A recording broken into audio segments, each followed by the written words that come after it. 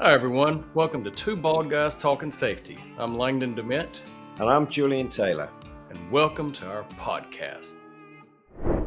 Hello and welcome to Two Bald Guys. Talking all sorts of things, including safety. Because we've had an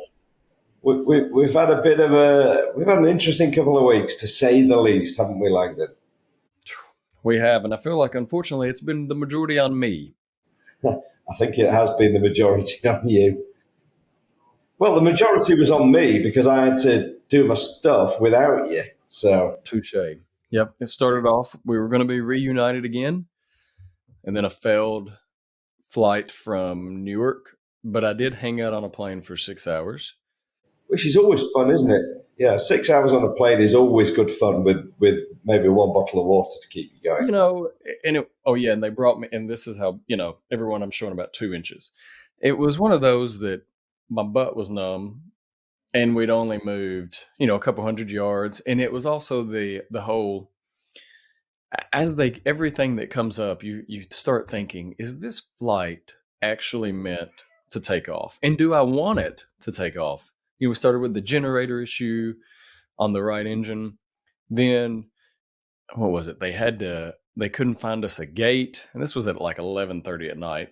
Then it was not enough fuel. Then there was something else that I still cannot remember. And then it ended up with legality issues for the flight attendants, who were all very pleasant. I only saw them once or twice in 6 hours, so I can't understand what they were doing, but they were very pleasant the few times I saw them. So they hadn't been overworked in those 6 hours? I don't want to say that, but no. Okay. I thought it was quite amusing that the furthest the plane managed to get you was to a gate at the opposite end of the airport, and then they made you walk back to the gate that you actually started from. That was about the worst thing. We got off. Actually, that wasn't the worst. There was a lot of worse things, but that was pretty ridiculous. Start at 75. We're getting you into gate 121. And then as soon as you get off the plane, and the airport's dead. It was 3:45 in the morning. We need y'all to go to gate 71. So you're thinking is, okay, I'm walking to gate 71 to get another plane.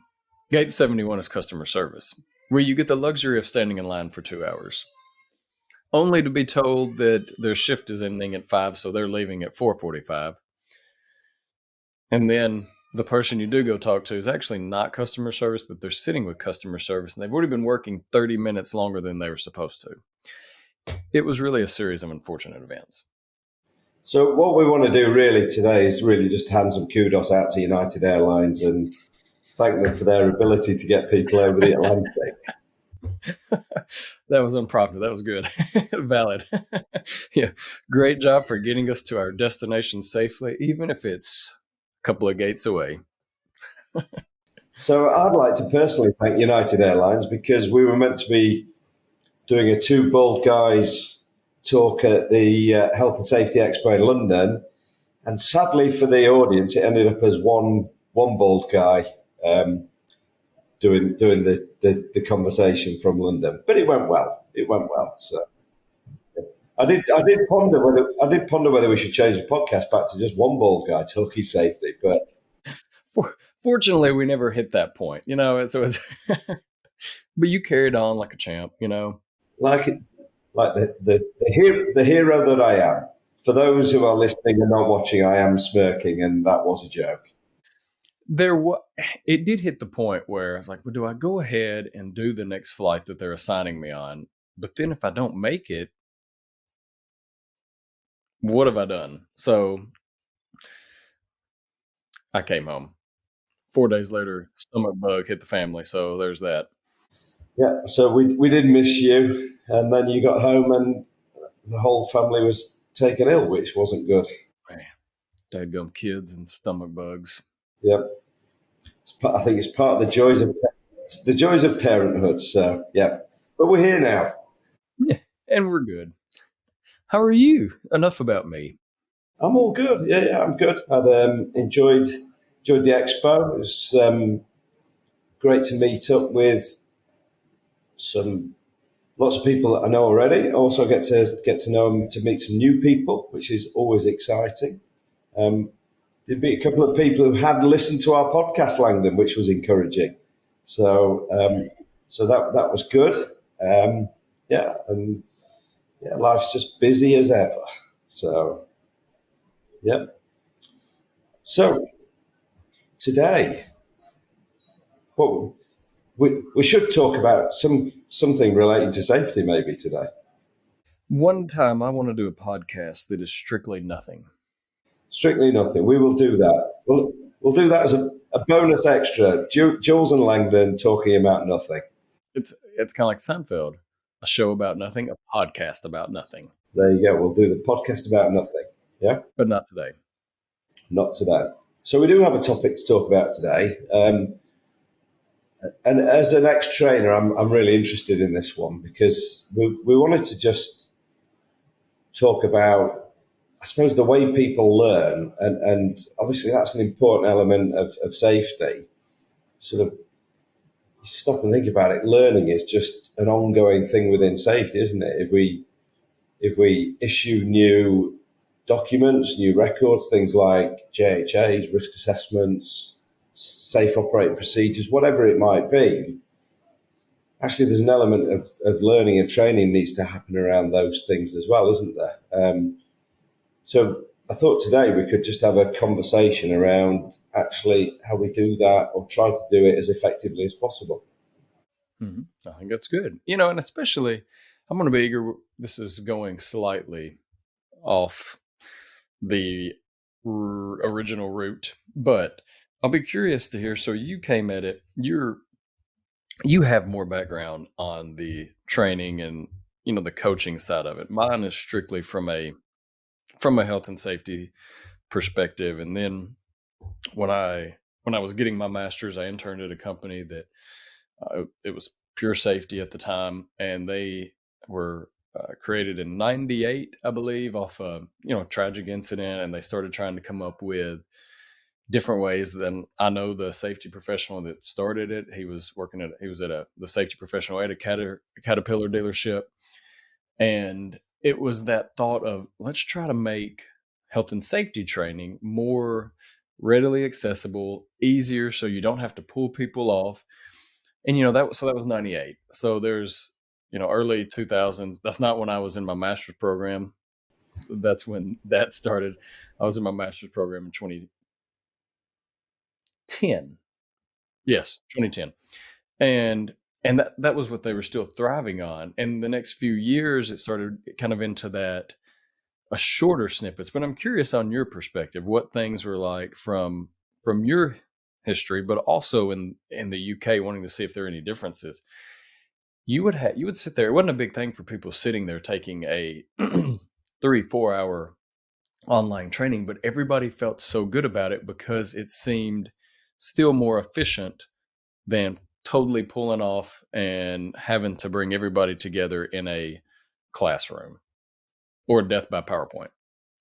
Yeah, and I've got a great story about. I did die by PowerPoint once, so I was going to talk about that.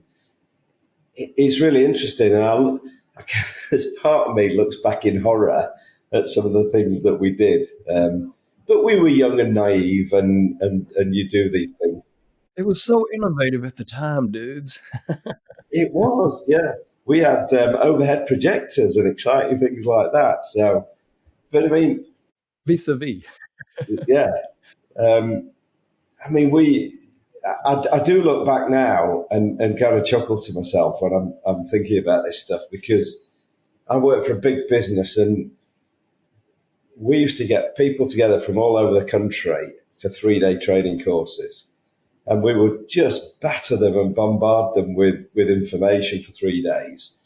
And probably the most productive thing that happened on those training courses was in the bar on the evenings when they actually bonded together as a team. That was probably the most productive thing that we did. And if you look at all the, so I suppose, research and sort of statistics around learning, that people talk about actually sort of the reality is somebody will take away around 5% of the information or retain, be able to sort of drag from their sort of deeper knowledge bank about 5% of that information that you've given to them. So And that's just beginning and end, correct? Like, isn't that what they used to say? In a given hour, people would pick up the very beginning, maybe something in the middle, but then at the end, and that was it. yeah, it's pick. They tend to pick up the bookmarks, don't they? Start and the finish. They're the memorable bits, and they sleep through the rest of it. So I kind of look back and don't get me wrong. I'm not saying there's no place for classroom training and there's no place for face-to-face training, but I remember then the excitement, Langdon, of e-learning, e-learning, e-learning, and the business I worked in sort of like a lot of businesses tend to knee jerk when new things come along and sort of go full pelt for it. And there was this obsession that actually e-learning was going to revolutionize the world. And surprise, surprise, it didn't really. It made a difference. Don't get me wrong, it made a difference because you're taking people away from the workplace for short periods of time. It's maybe a bit more, I don't know, sometimes it would be more interesting if they're doing it on a computer, but it doesn't suit every learning style to do that. So I still think there's opportunities to get better at this. And I think often the best way to think about these is reflect on your own experience, isn't it? And I'm laughing to myself here because I did a risk assessment course and it's a long time ago, but it was absolutely memorable because it was so bad. So it was a long time ago, but it was absolutely memorable. When I say it was memorable, I cannot remember any of the content, but I remember the course. And if I tell the story, I still laugh because we walked into this classroom. I can't even remember how long it was meant to last, this course, but it was say a day's or half a day training, and all the seats were laid out, and on each seat there was this big wad of paper, and you pick the big wad of paper up, and on it, if you remember, was the printout of the PowerPoint slides.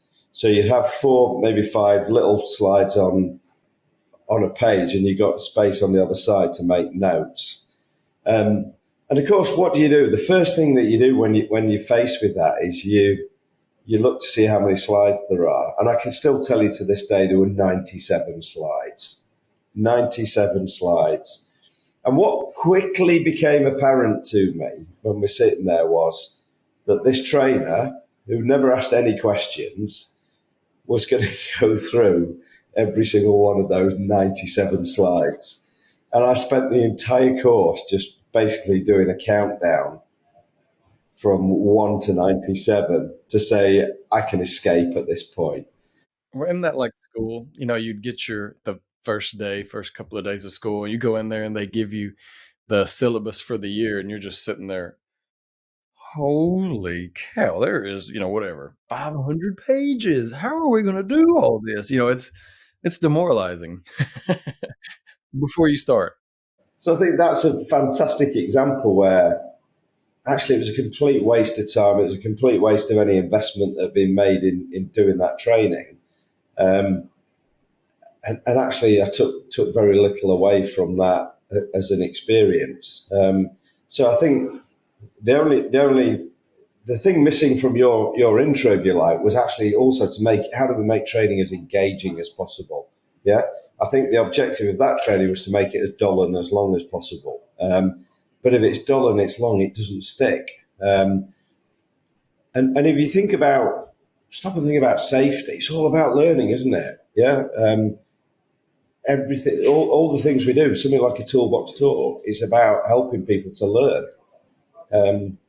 Another thing that makes me chuckle is so often I've been asked, can we have the ability to get an electronic signature so that we can show that somebody's been at a toolbox talk? What does an electronic signature do? All it proves is somebody can sign their name. Well, and that's what we started.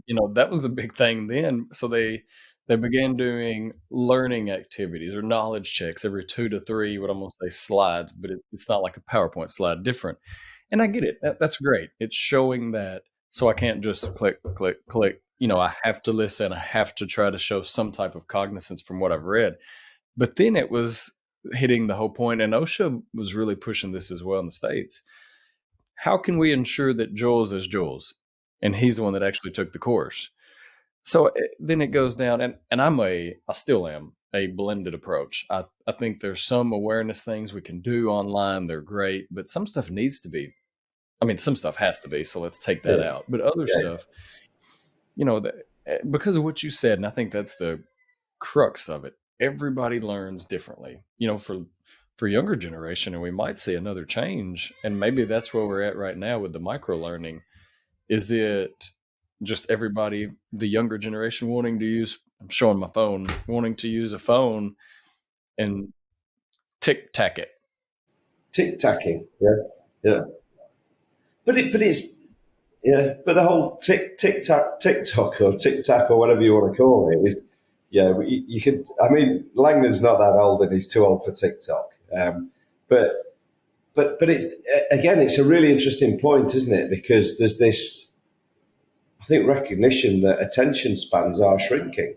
Um, I have heard said that the average human being now has the attention span which is shorter than a goldfish. I don't know whether it's actually proven, um, but stop and think about your own behaviours now. How many people maybe sit there watching TV and at the same time they'll be browsing their phone, so they're not actually really paying attention to what it is that they're watching. Or vice versa. Yeah. And again, there's research that's been done to show that in a working day, actually, the optimum amount of time for learning is literally down to minutes. So what we've got to do is try and target it so that we make the best use of those minutes. I mean, the other thing is, how do people learn? And generally, people don't learn by getting told stuff, do they? Yeah. Well, and then you hit the whole. I think with workforce, everyone got into the CAN training also. Excuse me, the canned health and safety, what was already created, and no one actually thinking about, we need to tailor this to the organization, to the workplace. I'm taking a whatever. I could take a training on slip, trip, and falls, but I don't have any of the stuff that I'm looking at. I get it from a principle standpoint, but from a true applicability, if I'm an employee taking it, this is like, well, pointless. Why am I doing this? And you miss a whole nother mark. And I think that's something that we have to think about, that a lot of people, even if they enjoy what they're doing, whether they're in a manufacturing environment, construction, even if they really enjoy what they're doing, do you want to do something just like, you and I do? Does that mean we want to sit there and do a training? We get training alerts. Do I want to sit there and do it even when I know it and I earned my master's? No, good grief, no. And that is something we have to think about, how to really not just make it engaging, but more than that. I don't know what it is, but and maybe that's kind of where we're embarking on now. I think it's something around relevancy, isn't it? And I'm not sure quite what the right word is, but it's that, even as fickle as it sounds, and you're an American, I'm a Brit, yeah. If I'm in the UK and there's a training and it's an American accent, I know that a lot of people will turn off straight away, and I think it's exactly the same in the US, because it's, well, why are you giving me this training that's obviously not being created in my own country? Yeah, which is a little thing. So I think one of the other things is when you're going to do some training is, how do you make it as relevant to your workplace and real to people as possible, so that actually it gets accepted and it's engaging. Yeah. No, I totally agree, and I think that's something I think we still struggle with, and I don't know what the answer is. I'd be curious. I'm not what is adult learning theory expert or anything, but I just think about it from my experience. Even with that, it really seems like the people that are the experts, or not the people that are experts, but the premise of the adult learning theory, it sure seems like it's changed in the last, 13, 14 years, really. So, and that means we're still learning, or they're still learning about how people need to learn what's best, but then we still hit that whole roadblock of what we were kind of talking about earlier, where an older worker is going to view it different than 25-year-old who's coming in, and then how can you bridge both of those to actually make it to what you just said, relevant and really real? Because it's easy to it's easy to do a face-to-face, let's say forklift training, and show some engagement, especially if it's somebody that's never done it before. And then there's some excitement. I get to drive a forklift, or I get to do this, or there's a fun level of that. And then the people that have done it all the time, there's a flip side. But there's also another really important point that you've just touched on there, which is how do most people learn? And most people learn by experience, by doing stuff, don't they? So actually, the forklift truck is a great example, isn't it? Where actually it's generally pretty good training because it's hands-on and we're not being told stuff. We're actually doing stuff, and actually doing stuff is what tends to stick. And I mean, again, another experience from me, and you'll chuckle at this, is I'm not the best in the world at Excel, I surprisingly. understand. Yeah, yeah. But I've probably been on 4 Excel training courses. So why am I not good at Excel? And it's generally because the Excel training course is detached from doing it. So I got on a great course. I've met some great Excel trainers. My mate's an Excel trainer. I'm sure he's a great Excel trainer. But the problem is, it's not Langdon, by the way. Yeah, he's probably as bad as I am. But unless you then take that knowledge straight away and put it into practice, again, it's very hard to sort of drag it from your deeper memory to be able to use it. I know there's these things called pivot tables, but for the life of me, I can't quite remember how to put the things together. Yeah. Extremely difficult. you know, I think you hit on something right there. And it's crazy because there's a lot of organizations that started making videos. But you think about it, one of the easiest things I do, and it's because of what you just said. If I need something, a lot of times I'm going to obviously look through the instruction booklet, but I go to YouTube and I'm going to type in exactly what it is. And if it's like 10, 11 minutes, then I just start scrolling to where's the relevant part that I need. And it's wanting to see the exact thing that I need to operate in the shortest amount of time possible, but I want to watch it being done. It's just short and punchy. And again, that's back to that research that says we've got minutes each day where people are going to be actually open to learning stuff. Another interesting number for you, Langdon, is 7, and the number 7. And again, as that, what that relates to is we need to hear some of their experience of me 7 times before it becomes natural and immediate to us, almost like a muscle memory. And we often underestimate that in all sorts of business processes, and we think, oh, we told somebody, so they're going to do it, and actually they don't, because actually it needs to be repetitive. We need to keep repeating things to get people to do it. And it might seem obvious to us, but it's not obvious to other people. So I think the other thing that sort of, I suppose, is really paramount in the safety world is managers and supervisors and safety people becoming coaches. And actually, how do we get a focus on, and how do we make sure that there's time in our day to go and spend time and coach people around actually doing things in the real world?